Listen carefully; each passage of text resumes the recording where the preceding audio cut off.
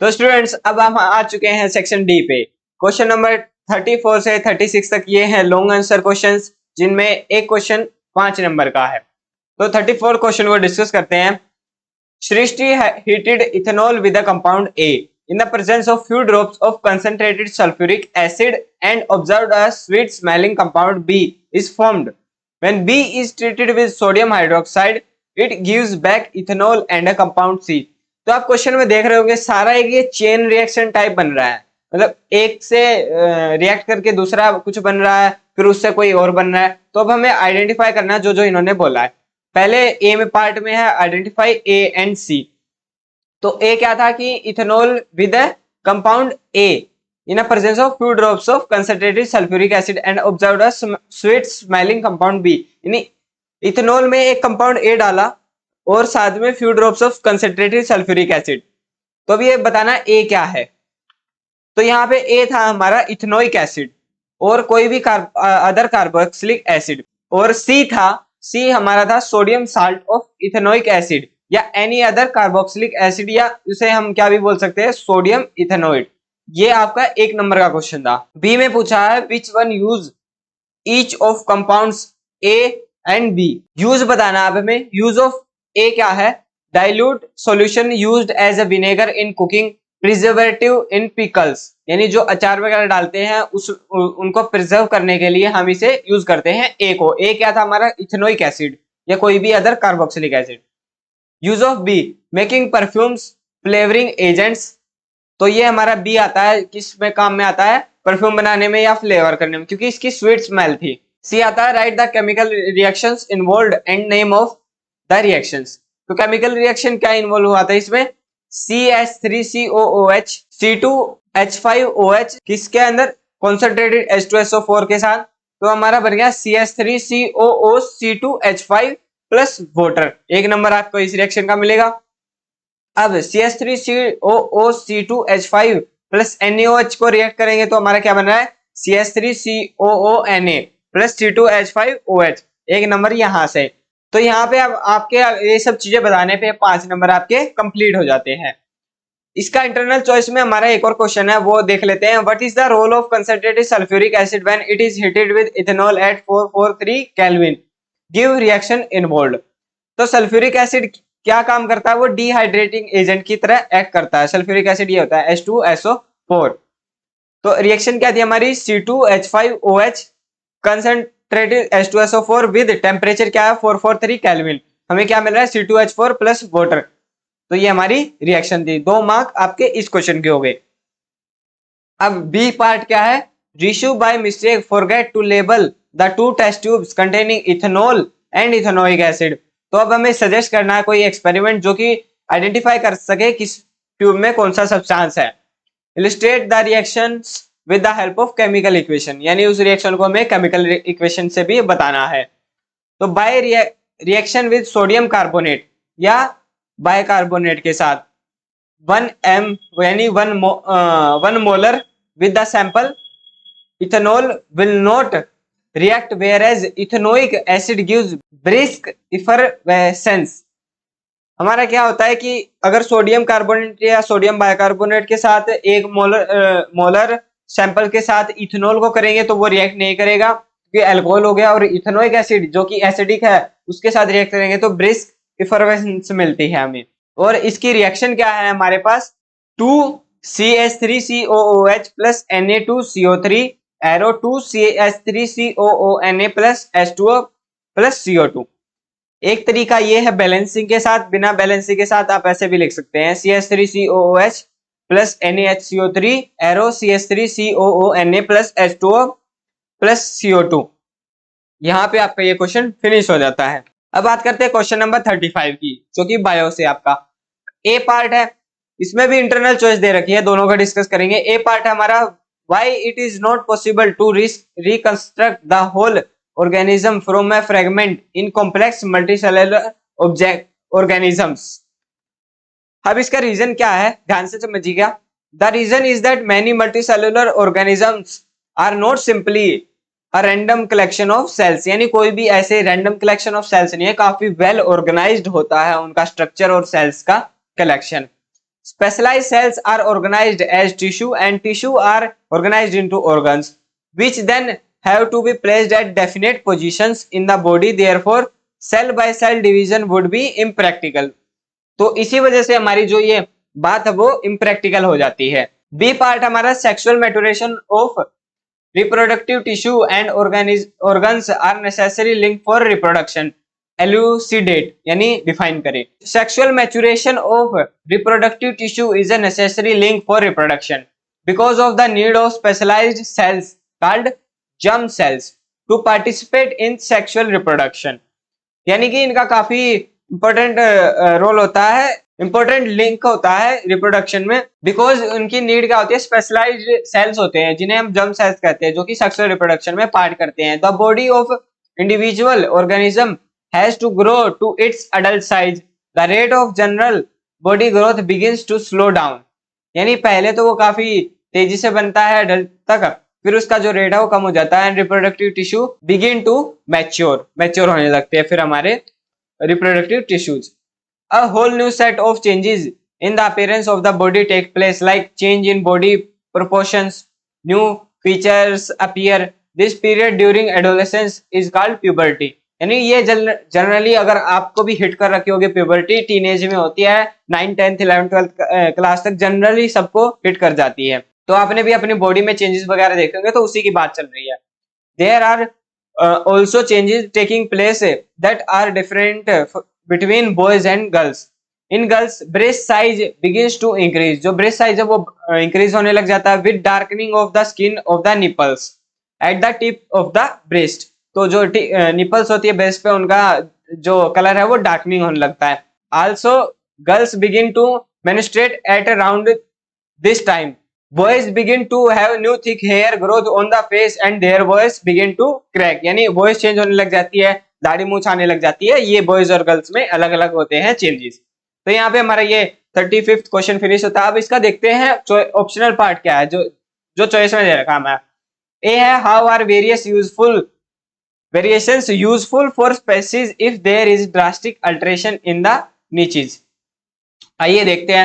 if the niche were drastically altered, यानी बिल्कुल ही बदल गई है या किसी भी कारण से, the population could be wiped out, तो वो सारा पॉपुलेशन खत्म हो सकता है. आप समझिएगा जैसे हमारा कोरोना वायरस आ गया था, ड्रास्टिकली बहुत इफेक्ट पड़ा था पूरी पॉपुलेशन पे. अगर उसे कंट्रोल नहीं किया जाता, कुछ चेंजेस वेरिएशन नहीं होता बॉडी में, तो हम क्या था, सब मर जाते, तो वो पूरा पॉपुलेशन वाइप्ड आउट हो जाता. However, if some variation were to be present in few individuals in these populations, there would be some chance for them to survive. Variation is thus useful for the survival of the species over time. वही बात है, जो variation के कारण झेल पाए corona virus को, वह जिंदा है. जिनकी बॉडी इतनी कैपेबल नहीं थी वो हमारे इसमें लॉस हो गए हैं. बी पार्ट है, इसका देखते हैं. बी पार्ट क्या है, explain how the uterus and placenta provide a necessary condition for proper growth and development of the embryo after implantation. इसे पॉइंट टू पॉइंट ऐसे बुलेट्स में लिखेंगे ना, बहुत ज्यादा इफेक्ट पड़ेगा एग्जामिनर पे. तो अगर जो आपको पॉइंट्स लिखने होते हैं ना, वो ऐसे बुलेट्स बना दो, ऐसे बुलेट्स बना दो, या ऐसे एरो की तरह कर दो, तो ये काफी अच्छा लिखता है दिखने में, और सारा सामने ही होते हैं पॉइंट्स. तो पहला पॉइंट क्या था, lining of the uterus thickens and each is richly supplied with blood to nourish the growth of embryo. यानी उसमें काफी ब्लड का सप्लाई होता है ताकि वो एम्ब्रायो है वो नरिश होता जाए, स्टोर हो जाता है यहाँ पे थिक होने के कारण यूट्रस में. फिर वो the embryo gets nutrition from the mother's blood with the help of placenta. जो प्लेसेंटा होती है अटैच होती है उसकी बॉडी से और जो यूट्रस से, उसकी मदद से क्या है, मदर से ब्लड से उसको न्यूट्रिशंस मिलते हैं. It is embedded in the uterine wall. It contains villi on the embryo's side of the tissue. On the mother's side are blood space which surrounds the villi. तो ये Willie होते हैं embryo side पे, और दूसरी side पे क्या होते हैं, ब्लड स्पेस होते हैं मदर साइड पे. This provide a large surface area for glucose and oxygen to pass from the mother to the embryo. तो ये विली क्या है, लार्ज सरफेस एरिया प्रोवाइड करती है ग्लूकोज और ऑक्सीजन को पास करने में मदर टू एम्ब्रायो.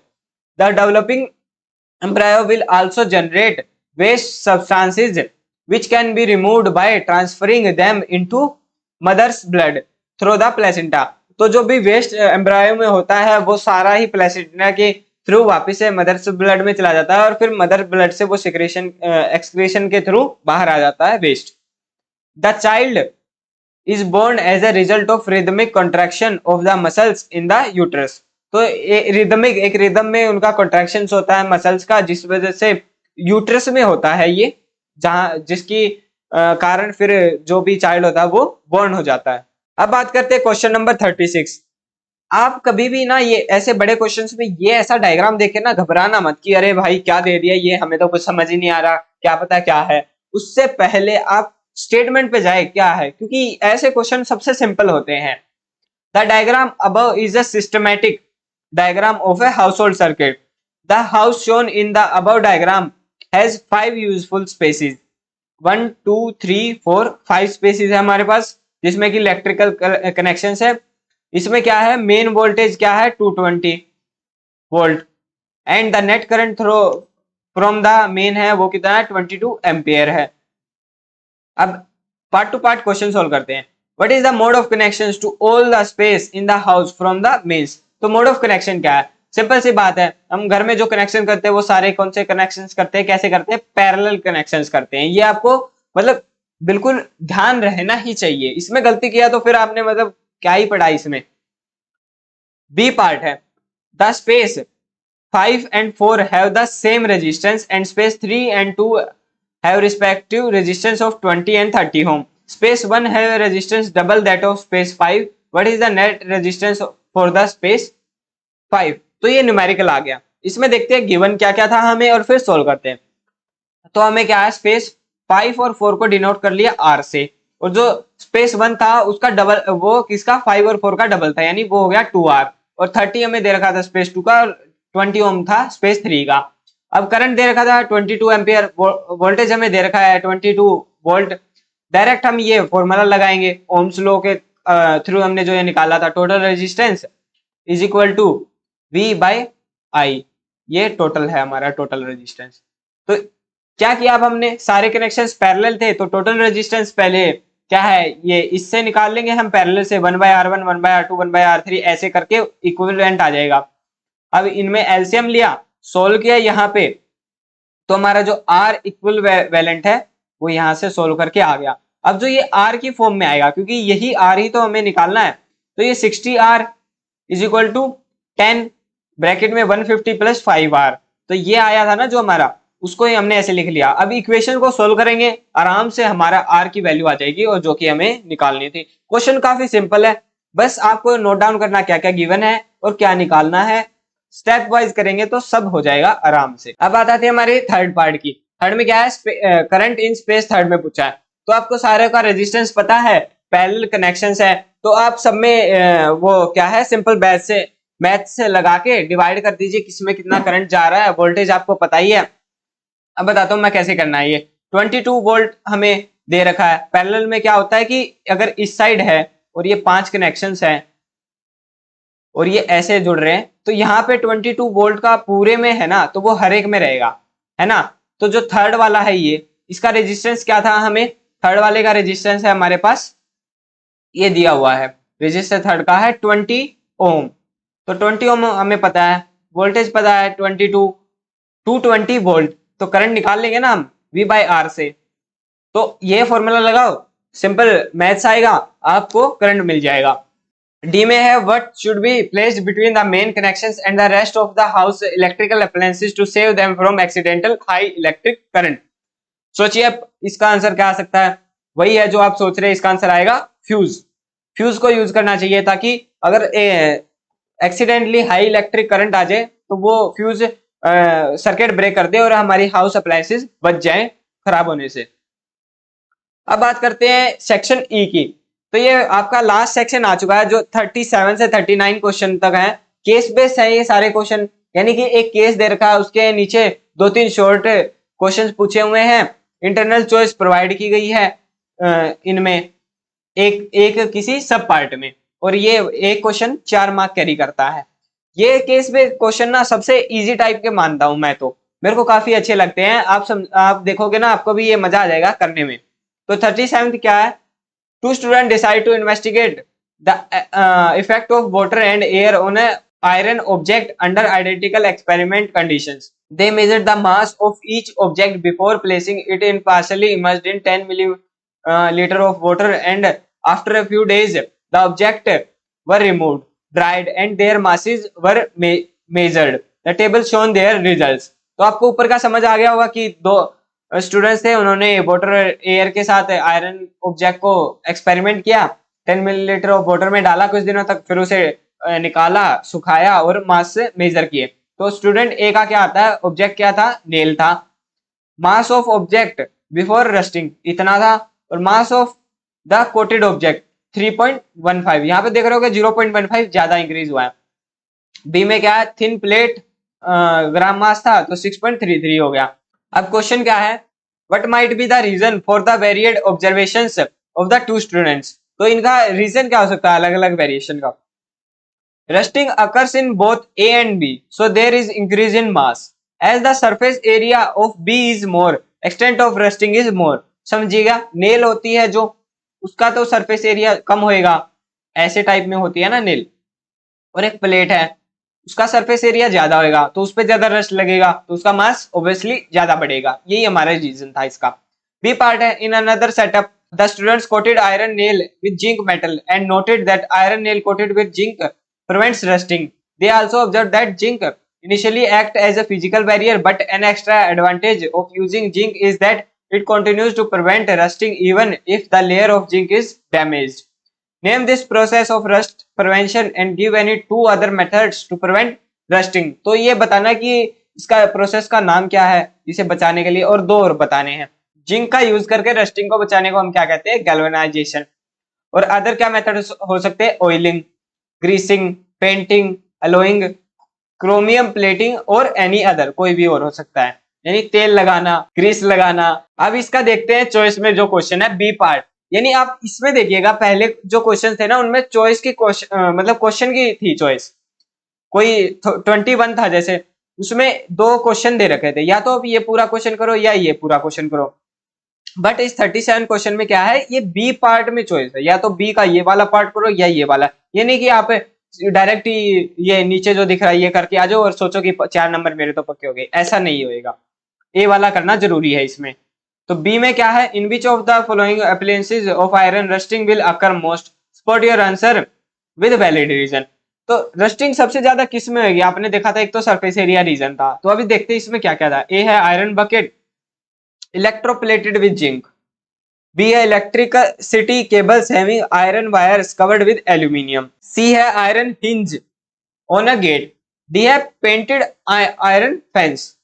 तो सी है, सी में सबसे ज्यादा होगा iron hinge on a gate, क्योंकि और सब में ना प्रिवेंट कर रखा है, जो मैंने अगर उसका बी का पहले वाला पार्ट था ना उसमें बताया था वही है इसमें। Iron is in contact with both atmosphere and oxygen moisture water vapours, इसमें सी में, बाकी सब में प्रिवेंट कर रखा है इसी। तो बात करते हैं 38 क्वेश्चन की, ये हेरिडिटी से है। Pooja has a green eyes, तो पूजा की कैसी आंखें हैं, हरी आंखें हैं।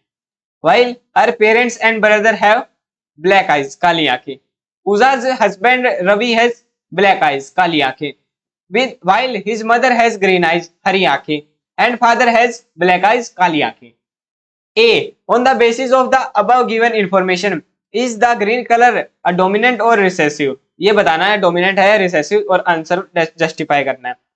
तो हाँ, जो ग्रीन कलर है वो रिसेसिव है, as it will express in only in homogeneous condition, यानी जो पूजा थी उसकी हरी आंखें थी और उसकी मदर की हरी आंखें हैं, बाकी जो मेल वाले हैं सब पार्ट उनकी क्या है, काली आंखें, काली काली आंखें।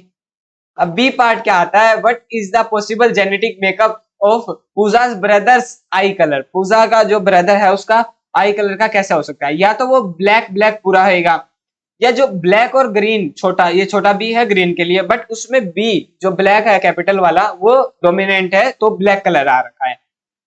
सी पार्ट है, what is the probability that offsprings of Pooja and Ravi, जो पूजा और रवि के बच्चे होंगे उनका आई कलर कैसा होएगा, हरा होएगा, ग्रीन होएगा, ये प्रोबेबिलिटी बतानी है। और हमें शो करना है कि inheritance of I colour in the offsprings with the help of suitable cross, अब क्रॉस करके भी दिखाना है। तो कैसे हो सकता है, पूजा की थी पूरी ग्रीन और रिसेसिव है तो स्मॉल बी होएगा। बट उसके हस्बैंड की क्या थी, ब्लैक, तो एक तो कैपिटल बी आएगा ही आएगा, तो एक स्मॉल बी आ गया। बट उसमें डोमिनेट कौन सा है, कैपिटल बी यानी ब्लैक। एक साइड हम रख देंगे कैपिटल बी, और पूजा की है स्मॉल बी। अब क्रॉस कर देंगे, कैपिटल बी स्मॉल बी आ गया, और यहाँ पे स्मॉल बी दोनों में आ गया। ये हुआ हमारा जेनेटिक क्रॉस। तो 50% ऑफ द ऑफस्प्रिंग्स हैं उनमें हो सकती है ग्रीन आई कलर, उनकी आंखों का कलर हरा हो सकता है। अब जो चॉइस में क्वेश्चन है वो देखते हैं, D part. 50% of the offsprings of Pooja's brother are green eyed. उसके भाई के जो बच्चे होंगे उनकी आई का कलर है ग्रीन। तो ये बताना हमें ये कैसे पॉसिबल है। ब्रदर इज हिट्रोजियस, यानी एक कैपिटल बी एक स्मॉल बी है, बट अगर उसकी वाइफ की आंख का कलर ग्रीन हुआ, दोनों स्मॉल बी है, तब हमारा ये एक कॉम्बिनेशन बन सकता है। ये क्रॉस किया हमने, capital B capital B small B, तो स्मॉल बी, तो ये जो स्मॉल बी है ना, ये हमारा ग्रीन कलर हो सकता है बच्चों का। 50% of the offsprings can have green eye colour as per the cross. वही बात है जो टेबल में हमने लिखी है। ये टेबल आपको बनानी काफी जरूरी है, दिखाना पड़ेगा कैसे क्रॉस हो रहा है, वरना मार्क्स कट जाएंगे। अब बात आती है हमारे लास्ट क्वेश्चन की। आइए क्वेश्चन वो देखते हैं पहले। The above image are that of a specialised slide projector. Slide projector की ये इमेजेस दिखा रखी है, ये प्रोजेक्टर है, ये स्लाइड्स हैं। Slides are small transparencies mounted in a sturdy frames ideally suited to the magnification and projection. Since they have a high resolution and a high image quality, there is a tray where the slides are to be put in a particular orientation so that the viewers can see the enlarged erect image of the transparent slides. This means that the slides will have to inserted upside down in the projector tray. ये यहाँ पे tray है, इससे डालते जाएंगे, और जो ये हमारा प्रोजेक्टर है ये ऐसे इमेज को शो करेगा इरेक्ट करके सीधी। तो इसके लिए हमने इमेज को कैसे डाला, अपसाइड डाउन, उल्टी करके डाला प्रोजेक्टर में। To show her students the image of insect that she investigated in the lab, Mrs Iyer brought a slide projector. Her slides projector produce a 50 times enlarged and inverted image of a slide on a screen of 10 meter away. तो बताना ए part में क्या पूछा, based on the text and the data given in the above paragraph what kind of lens must the slide projector have. तो अगर उल्टी डाल रहे तब सीधी दिखा रहा है, तो ये हमारा कौन सा है, कन्वेक्स लेंस है। ए पार्ट सही हुआ। बी पार्ट में क्या, अगर यू है जो, अगर बी पार्ट में if v is the symbol used for image distance and u is the symbol for object distance, then with one reason state that what will be the sign of v by u in the given case. तो यानी इसका sign बताना क्या होगा, तो negative sign होएगा, negative as the image is real and inverted. तो image कैसी हो, उल्टी करके दिखा रहा है जैसे भी हम डाल रहे हैं, तो इस वजह से हमारा साइन क्या आएगा, नेगेटिव आएगा, क्योंकि जो u है वो नेगेटिव होएगा और जो v है वो हमारा पॉजिटिव साइड जाएगा। तो एक नेगेटिव बच गया ना, तो इस वजह से नेगेटिव आ जाएगा। सी पार्ट है क्या, a slide projector has a convex lens with a focal length दे रखी है हमें 20 centimetre. The slide is placed upside down 21 centimetre away lens से। How far should be the screen be placed from the slide projectors so lens so that slide is in focus. तो ये बताना है अब कितनी दूर स्क्रीन रखे। Basically हमें ना इमेज का वो निकालना है डिस्टेंस लेंस से, आपका ये है क्वेश्चन। तो न्यूमेरिकल है, ये फॉर्मूला लगा देंगे, lens formula 1/f is equal to 1/v minus 1/u। आपको f पता है, u पता है, v निकालना है। ये डायरेक्ट किया, क्वेश्चन सोल्व, v आ गया। तो हमें इतनी दूर से क्या है, स्लाइड को रखना होगा। चॉइस में क्या क्वेश्चन है, when a slide is placed 15 centimeter behind the lens in the projector an image is formed 3 meter in front of the lens. अब यहाँ पे यूनिट में ध्यान दीजिएगा, एक साइड है सेंटीमीटर, एक साइड है मीटर, तो एक सबको एक यूनिट में कन्वर्ट करके इस क्वेश्चन सोल्व करना होगा। तो हम सेंटीमीटर में करेंगे क्योंकि काफी चीजें यहाँ पे सेंटीमीटर में है। If the focal length of the lens is 14 centimetre draw a ray diagram to show the image formation.